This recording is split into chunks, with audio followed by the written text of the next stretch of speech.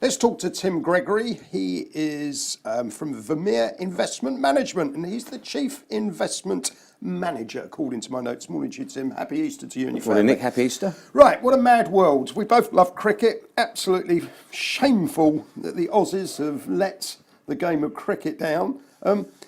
It made me think that almost like the financial markets, expect the unexpected. Well, absolutely. So I was watching the test match last week and spotted the sort of cameras showing the incident, and it was, you knew immediately something was wrong. And, obviously we've seen some pretty amazing allegations and revelations subsequent to that, as we have, with the market this week, which, had, I think the last time I was here, we'd had great US employment results, Goldilocks economy, stocks were flying. But, a week later, we've had 2 days at the back end of last week where the S&P 500 fell over 2%. Yep. On concerns of the trade war. Yep. Then over the weekend, President Trump's assistants, or Secretary, Nabarro and Mnuchin, the Treasury Secretary, appearing to roll back those comments, say that there was a strong possibility of deals being done. So on Monday, stocks were through the roof. Microsoft was up 7.5%. Tech was flying. And then literally within 24 hours, the FANG trade being annihilated and tech on the back foot, having been, the leader of this market for a very long time. Yep. And, if you think about it, we've talked a lot this year about markets being stuck in a trading range. It's going to be difficult to get out the top end of the trading range. Perhaps the last shoe to drop in that is the FANG trade no longer having the leadership in the market. That's a very big component of the index. I mean, if you actually, it's not really just the FANG trade now. It's obviously it is Facebook, Amazon, Netflix, Google. But there are a bucket of this. You've got to add in Microsoft. You've add in Apple, perhaps chip stocks like Nvidia that have been such great leaders of the market. There's a big bucket of these technology leaders that have helped markets continue to be at lofty levels. If they are going to struggle from here, and I suspect they might, it is, as we've discussed previously, going to be difficult for the markets to make headway. Okay, so there's a piece of analysis called the New York Bullish Percent, okay? And it's basically saying, as the markets rallied back to the February sort of highs, the breadth of the market in the New York Stock Exchange, 2,800 stocks, this was a survey of, was basically saying that the breadth had not recovered, okay? And they said, therefore, you should play defense, not offense in the US markets, okay? Yep.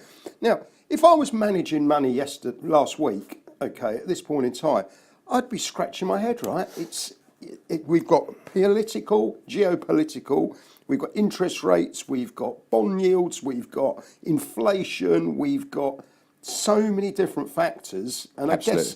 I guess, when we look back in history at this point, I'm sure everyone's going, wow, how on earth did people manage money in those periods of volatility? Well, it's been very difficult this year, and markets are generally speaking down all across the globe. FTSE 100 has been one of the worst markets, not helped by the strength of sterling, of course. Yep.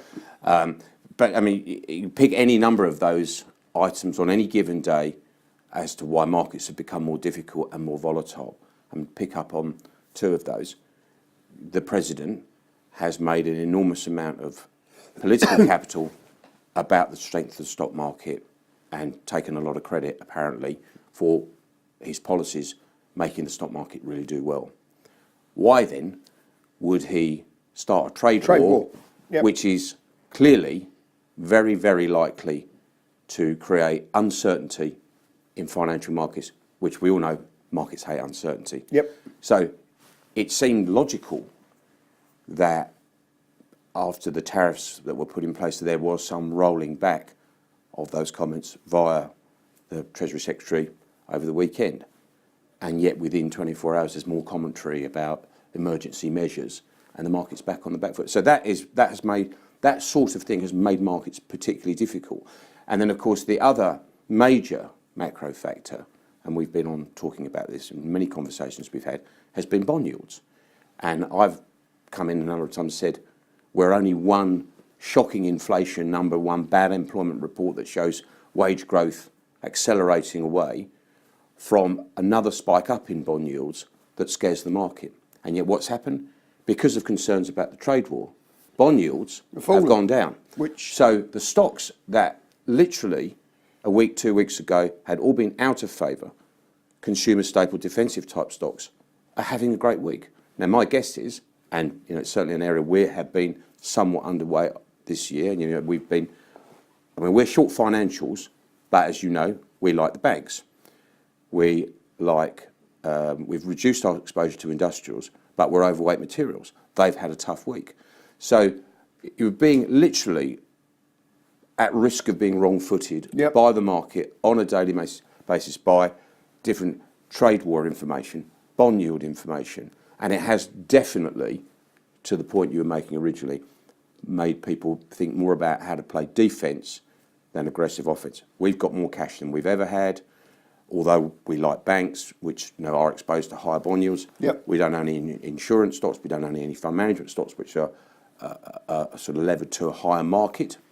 So we're combining some defence and offence by holding cash, by being underweight financials in general, although we like banks, whilst at the same time being a little bit underweight still in consumer defensives and those areas of the market, mainly because we're struggling to find good growth opportunities in those parts of the market. As you know, we're sort of growth-related funds. So it's very, very difficult. But, to use an old adage of the market, we now appear to be more in a phase for the market of selling the rallies rather than buying the dips. And that's the sort of defence that is being referred to in that article that you made. Tim, on that note, thank you very much indeed for your time. Happy Easter to you and your family. Happy Easter. Great to see you. Thanks for your time.